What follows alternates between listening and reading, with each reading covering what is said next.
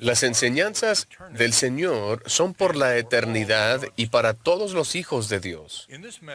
En este mensaje proporcionaré algunos ejemplos de los Estados Unidos, pero los principios que enseñaré se pueden poner en práctica en todas partes.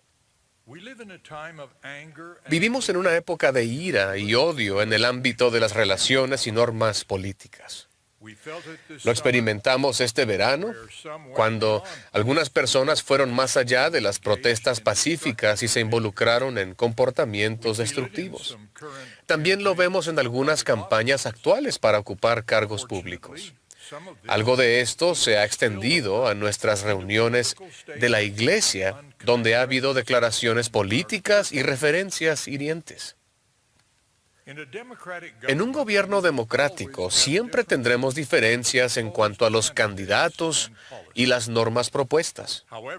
No obstante, como seguidores de Cristo, debemos renunciar a la ira y al odio con que se debaten o condenan las decisiones políticas en muchos casos. Veamos una de las enseñanzas de nuestro Salvador que probablemente sea muy conocida, pero que rara vez se practica. Oísteis que fue dicho, amarás a tu prójimo y aborrecerás a tu enemigo.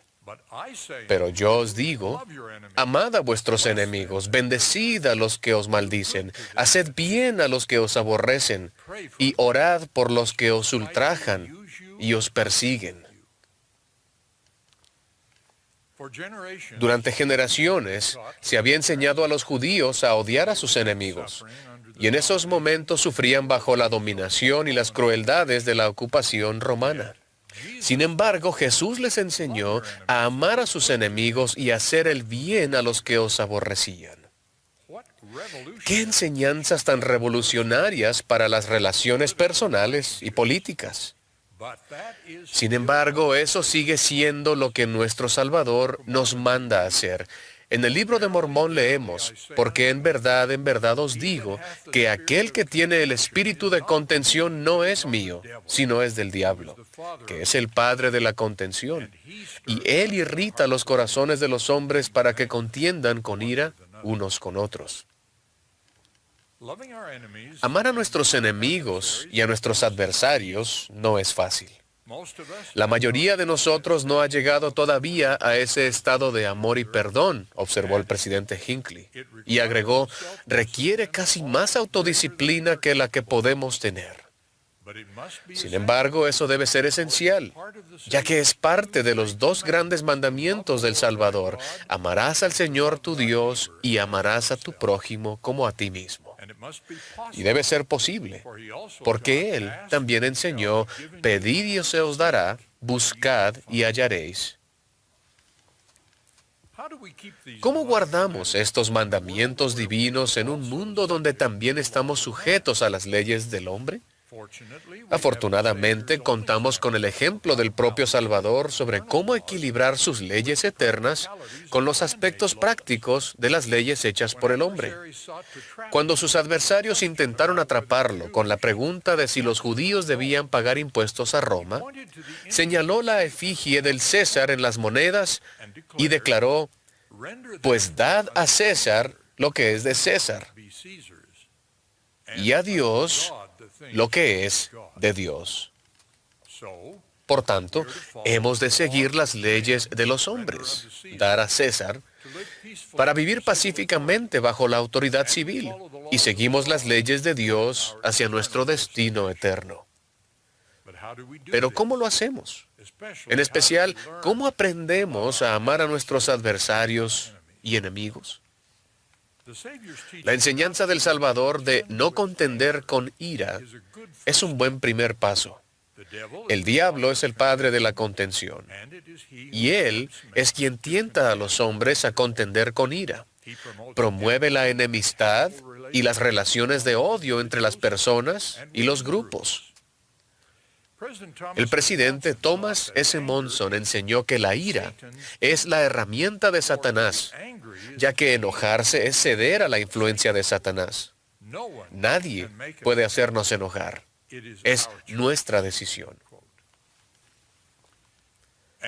La ira es el camino hacia la división y la enemistad. Cuando evitamos la ira y la hostilidad hacia aquellos con los que no estamos de acuerdo, nos ayuda a progresar en el amor por nuestros adversarios. También ayuda el que incluso estemos dispuestos a aprender de ellos. Una de las maneras de desarrollar el poder de amar a los demás es el método sencillo descrito en un musical de hace mucho tiempo. Cuando intentamos comprender a personas de una cultura distinta y relacionarnos con ellas, deberíamos tratar de llegar a conocerlas. En innumerables circunstancias, la sospecha e incluso la hostilidad de los desconocidos ceden a la amistad y aún al amor cuando los contactos personales generan comprensión y mutuo acuerdo. Una ayuda aún mejor para aprender a amar a nuestros adversarios y enemigos es buscar entender el poder del amor. Les presento 3 de las muchas enseñanzas proféticas sobre esto. El profeta José Smith enseñó que un dicho avalado por el tiempo afirma que el amor engendra amor. Demos amor abundantemente, mostremos bondad hacia todo el género humano. El presidente Howard W. Hunter enseñó: el mundo en que vivimos se beneficiaría grandemente si todos los hombres y las mujeres pusieran en práctica el amor puro de Cristo, que es bondadoso, misericordioso y humilde. No tiene envidia ni orgullo. No busca nada a cambio, ni tiene lugar para el prejuicio, el odio ni la violencia. Alienta a las personas a que convivan en amor cristiano, no obstante sus creencias religiosas, su raza, nacionalidad, nivel económico, educación o su cultura. El presidente Russell M. Nelson nos ha instado a ensanchar nuestro círculo de amor para abarcar a toda la familia humana. Una parte esencial del amor a nuestros enemigos es dar al César, honrando las leyes de nuestros distintos países. Aunque las enseñanzas de Jesús eran revolucionarias, Él no enseñó ni la revolución ni el quebrantar las leyes. Él enseñó un camino mejor. La revelación moderna enseña lo mismo. Ninguno quebrante las leyes del país, porque quien guarda las leyes de Dios no tiene necesidad de infringir las leyes del país. Sujetaos, pues, a las potestades existentes. Y nuestro artículo de fe, escrito por el profeta José Smith, después de que los primeros santos sufrieran una severa persecución por parte de los gobernantes de Missouri, declara: creemos en estar sujetos a los reyes, presidentes, gobernantes y magistrados, en obedecer, honrar y sostener la ley. Esto no significa que estemos de acuerdo con todo lo que se hace con fuerza de la ley. Significa que obedecemos las leyes actuales y nos valemos de medios pacíficos para modificarla. También significa que aceptamos de forma pacífica los resultados de las elecciones. No participaremos en actos violentos amenazados por las personas decepcionadas con el resultado. En una sociedad democrática siempre tenemos la oportunidad y el deber de persistir pacíficamente hasta las próximas elecciones. La enseñanza del Salvador de amar a nuestros enemigos se basa en la realidad de que todos los seres mortales son hijos amados de Dios. Ese principio eterno y algunos principios básicos de las leyes fueron puestos a prueba en las recientes protestas en muchas ciudades de Estados Unidos. En un extremo, algunos parecen haber olvidado que la primera enmienda a la Constitución de los Estados Unidos garantiza el derecho del pueblo a reunirse pacíficamente y a solicitar al gobierno la reparación de sus agravios. Esa es la forma autorizada de concientizar al público y de centrarse en las injusticias del contenido o de la administración de las leyes. Y ha habido injusticias. tanto en comportamiento en público como en actitudes personales. Hemos manifestado racismo y sus agravios relacionados. En un persuasivo ensayo personal, la reverenda Teresa A. Deer de la Asociación Nacional para el Progreso de las Personas de Color nos ha recordado que el racismo florece en el odio, la opresión, la pasividad, la indiferencia y el silencio.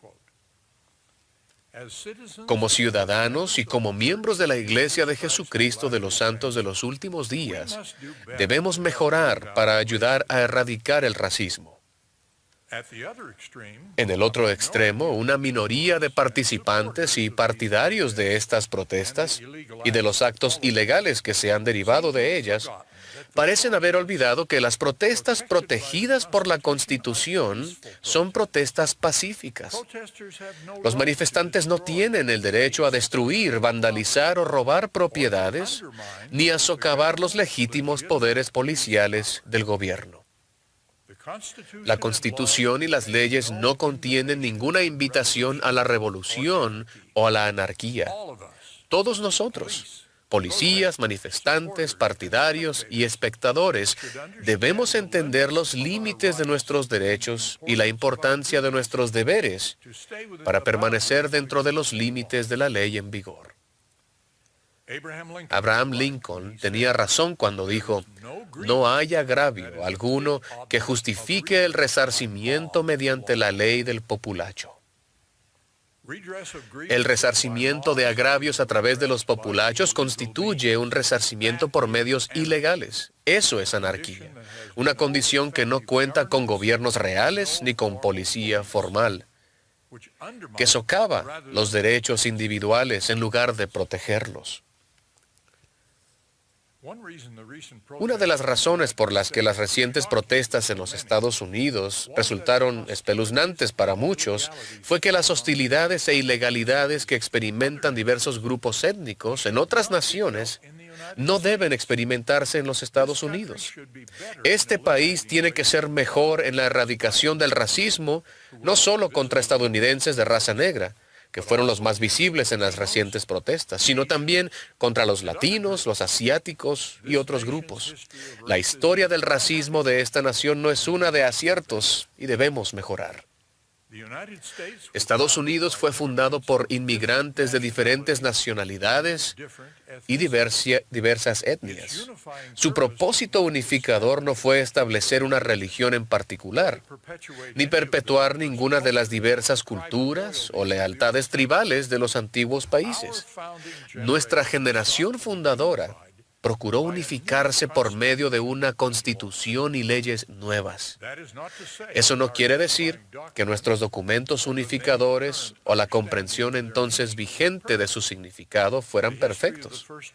La historia de los primeros 2 siglos de los Estados Unidos mostró la necesidad de muchos refinamientos, como el derecho al voto de las mujeres y en particular la abolición de la esclavitud, incluyendo leyes que garantizarían que los que habían sido esclavizados disfrutaran de todas las condiciones de la libertad. 2 eruditos de la Universidad de Yale nos recordaron hace poco: a pesar de todos sus defectos, los Estados Unidos está provisto de manera única para unir a una sociedad diversa y dividida. Sus ciudadanos no tienen que elegir entre una identidad nacional y el multiculturalismo. Los estadounidenses pueden tener ambas cosas. Sin embargo, la clave es el patriotismo constitucional. Debemos permanecer unidos por y a través de la Constitución, independientemente de nuestros desacuerdos ideológicos.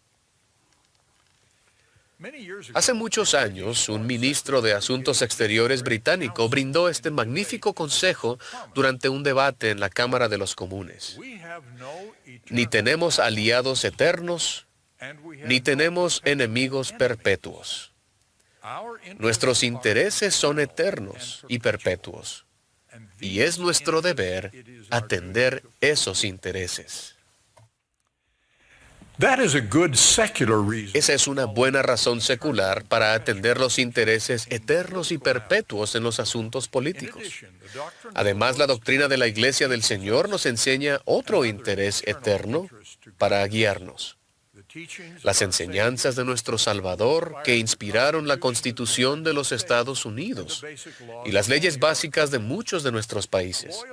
La lealtad a la ley vigente en lugar de la lealtad a los aliados temporales es la mejor forma de amar a nuestros adversarios y a nuestros enemigos, a medida que buscamos la unidad en la diversidad.